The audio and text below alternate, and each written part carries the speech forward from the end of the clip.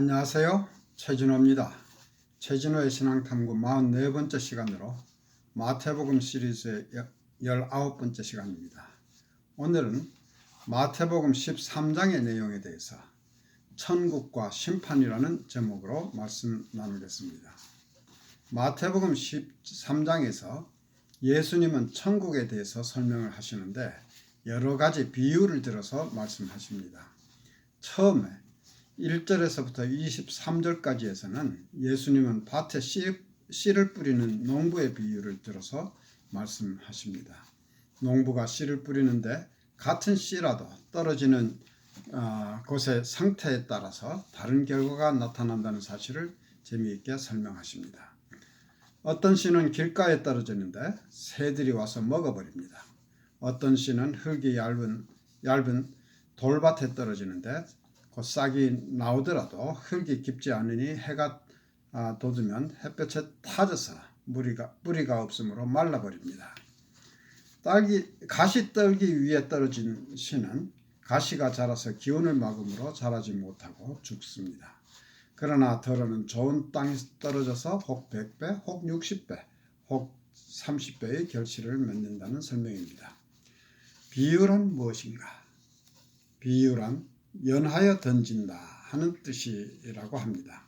잘 알려진 진리와 그렇지 않은 진리를 비교함으로써 말하고자 하는 내용을 쉽게 이해할 수 있도록 하는 것입니다. 예수님은 농부가 자기 밭에 씨를 뿌리는 일에 대해서 말씀하셨습니다. 당시에 이 말씀을 듣는 사람들의 대부분은 농사일에 대해서 어느 정도는 아는 사람들이었을 것입니다.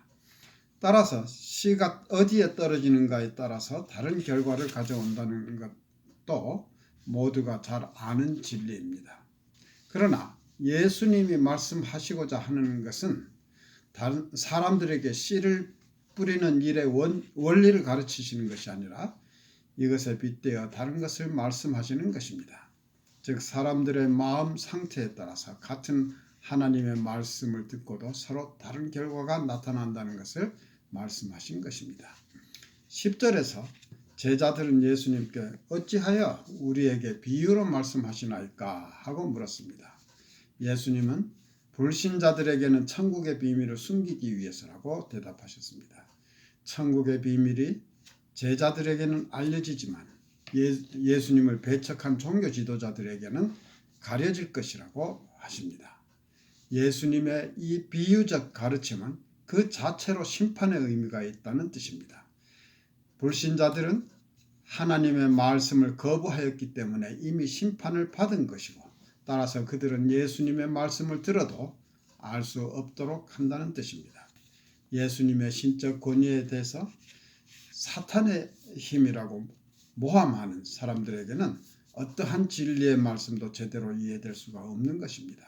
그들은 말씀을 오히려 자기들의 세속적 목적에 따라서 멋대로 이용하려 하므로 그들에게는 말씀을 들어도 무슨 뜻인지 알 수 없도록 하시는 것입니다.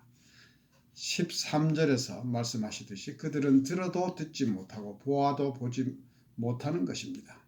따라서 9절에 귀 있는 자는 들으라는 말씀은 말씀을 듣고 순수하게 받아들일 마음이 있는 자들에게만 하시는 내밀한 말씀이라는 의미가 있다고 하겠습니다.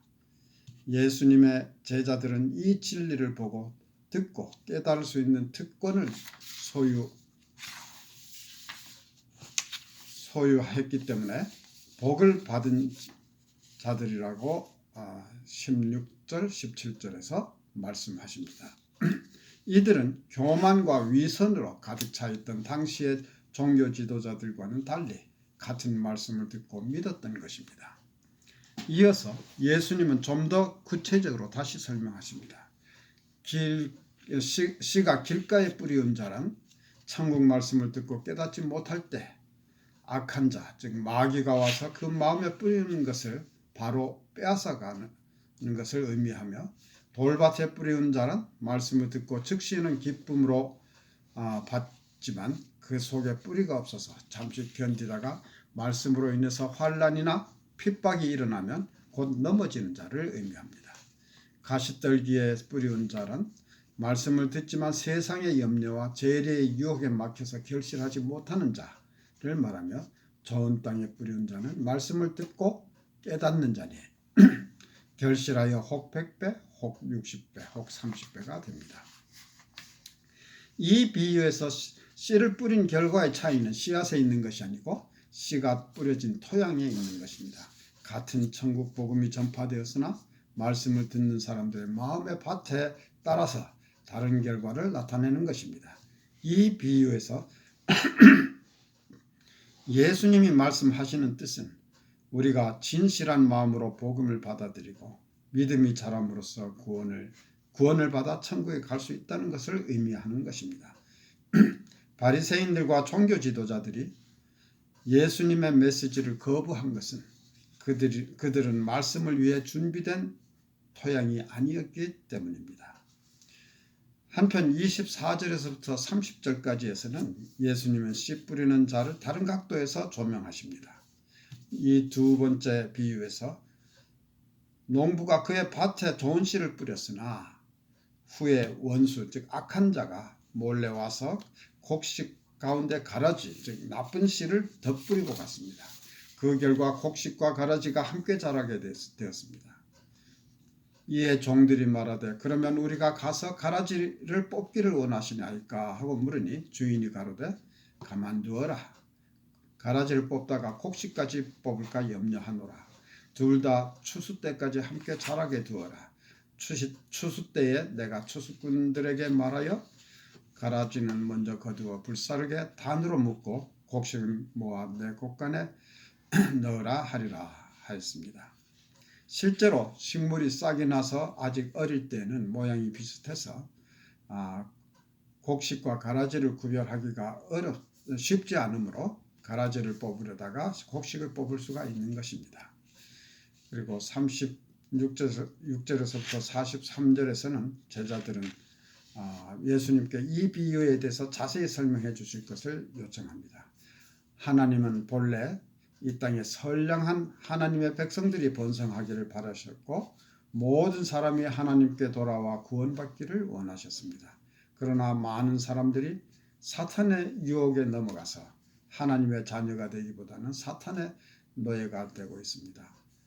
밭에서 잡초를 뽑듯이 이들을 바로 제거해버릴까 싶기도 하지만 농부가 잡초를 뽑다가 행여 잘못하여 좋은 곡식까지 뽑을까 염려하듯이 악한 자를 심판하는 과정에서 행여 선량한 백성이 다칠까 염려하여 또는 지금은 비록 잘못 판단하여 악의 종이 되어 있지만 언젠가는 회개하고 돌아올 자들에게도 구원의 기회를 주기 위해서 심판을 마지막까지 늦추고 최후의 심판 때에 가라지와 곡식을 구별하듯이 하나님의 참 백성은 구별하여 하나님 나라에 들여보내고 악한 자들은 지옥불에 던질 것이라는 것을 비유로 말씀하시는 것입니다.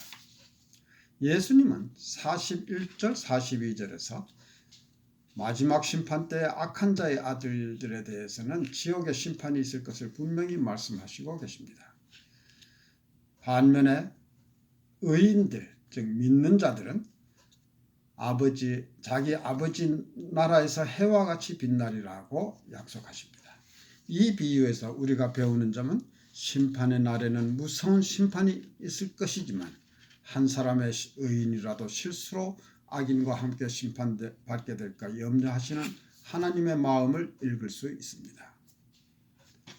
31절 32절에서는 겨자씨에 대한 비유의 말씀을 하시는데 천국은 마치 사람이 자기 밭에 갖다 심은 겨자씨 한 알과 같다고 하십니다. 모든 씨앗이 다 작지만 겨자씨는 그 중에서도 작은 것에 속합니다. 겨자씨보다 더 작은 씨앗도 있을 수 있겠지만 아마도 당시에 그 지역에서 알려진 것으로는 겨자씨가 가장 작은 씨앗이었던 것 같습니다. 성경에서는 겨자씨는 아주 작은 것의 대명사로 쓰입니다. 이렇게 작은 씨가 자라서 나무가 되면 키가 4 내지 5m 정도 되도록 크게 자라서 공중에 새들이 와서 그 가지에 깃들을 정도가 됩니다. 천국, 즉 하나님의 백성들의 영역이 시작은 미약하나 성장하여 크게 될 것을 의미하는 것입니다. 한편 이 비유는 우리의 믿음이 처음에는 아주 작으나 점점 자라서 산이라도 옮길 만큼의 큰 믿음이 된다는 것을 의미하기도 합니다. 이어서 33절에서는 누룩의 비유로 말씀하십니다. 누룩은 적은 양으로 많은 양의 가루를 부풀게 합니다. 어떤 주석자들은 누룩은 예수님의 초림과 재림 사이의 기간에 존재하는 악을 말한다고 합니다. 성경에서 누룩은 종종 악을 상징하는 말로 쓰이는 것이 사실입니다. 적은 양의 누룩이 발효해서 가루 전체에 퍼지듯이 악도 이와 같이 재생되어 온 세상에 만연되어 가기 때문입니다. 그러나 앞뒤의 문맥으로 볼 때 여기에서의 누룩은 오히려 천국의 복음이 전파되는 것을 의미한다고 보는 것이 더 타당할 것 같습니다. 신앙 고백을 하는 하나님의 백성들의 숫자가 처음에는 적으나 이들의 수가 증가하고 점점 온 세상에 퍼져서 세상을 변화시킬 것을 의미하는 것으로 해석됩니다. 예수님은 13장의 모든 가르침을 비유로 말씀하셨습니다. 마태는 이것을 내가 입을 열고 비유를 베풀어서 옛 비밀한 말을 발표하리라고 한 성경 시편 78편 2절의 말씀을 이루려 하심이라고 덧붙였습니다. 44절에서부터 46절에서 예수님은 천국을 밭에 감추인 보화와 진주로 비유하십니다. 천국은 마치 밭에 감추인 보화와 같으니 사람이 이를 발견한 후 숨겨두고 기뻐하여 돌아가서 자기의 소유를 다 팔아 그 밭을 샀느니라. 또 천국은 마치 좋은 진주를 구하는 장사와 같으니 극히 값진 진주 하나를 만나매 가서 자기의 소유를 다 팔아 그 진주를 샀느니라.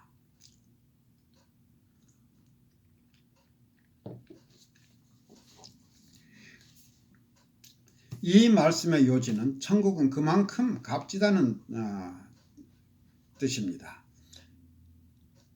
밭에 감추인 보화를 발견했을 때 자기의 소유를 다 팔아 그 밭을 사듯이 천국은 자신의 모든 것을 희생해서라도 얻을 만한 가치가 있다는 뜻입니다. 그러나 이 비유를 좀 더 깊은 뜻으로 해석할 수도 있습니다. 여기에서 보화는 참된 이스라엘, 즉 하나님의 백성이 있는 왕국을 의미하고 밭은 땅, 즉 세상을 의미합니다.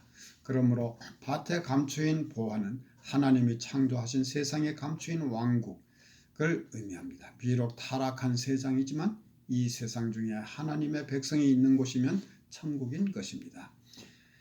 사람이 밭에 감추인 보화를 발견한 후 숨겨두고 기뻐하여 돌아가서 자기의 소유를 다 팔아 그 밭을 사듯이 그리스도는 이 세상에서 천국, 즉 하나님의 백성을 발견하고는 이를 숨겨두고 모든 것을 팔아, 즉 자신의 모든 영광을 버리고 십자가를 지심으로써 그 밭을 사십니다. 즉 이 세상을 구속하십니다. 사람이 보화를 차지하기 위해서 밭을 사듯이 예수님은 자기 백성을 구속하기 위해서 자기의 죽음으로 온 세상을 사신 것입니다.